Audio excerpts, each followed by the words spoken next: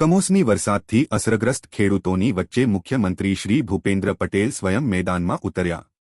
ગીર સોમનાથ અને જૂનાગઢ જિલ્લાના ગામોમાં મુખ્યમંત્રીશ્રીએ સ્થળ પર જઈ પાક નુકસાનનું નિરીક્ષણ કર્યું અને ખેડૂતોની વ્યથા સંવેદનાપૂર્વક સાંભળી। તેમના દિશાનિર્દેશમાં રાજ્યભરમાં યુદ્ધના ધોરણે સર્વેની કામગીરી હાથ ધરાઈ। લગભગ 70% અસરગ્રસ્ત વિસ્તારમાં સર્વે પૂર્ણ અને 4800થી વધુ ટીમો રાત દિવસ કાર્યરત છે। મુખ્યમંત્રીશ્રીએ જણાવ્યું કે રાજ્ય સરકાર પૂરી સંવેદનાથી ખેડૂતોની સાથે ઊભી છે અને ટૂંક સમયમાં રાહત પેકેજ જાહેર કરીને ખેડૂતોને નુકસાનીમાંથી ઝડપભેર બેઠા કરાશે। તેમના માર્ગદર્શનમાં મંત્રીશ્રીઓ સર્વે અર્જુનભાઈ મોઢવાડિયા, ડોક્ટર પ્રદ્યુમન વાજા અને કૌશિકભાઈ વેકરિયા સહિત અન્ય મંત્રીશ્રીઓએ પણ અસરગ્રસ્ત વિસ્તારોની મુલાકાત લીધી અને ધરતીપુત્રોના દુઃખમાં સહભાગી બન્યા।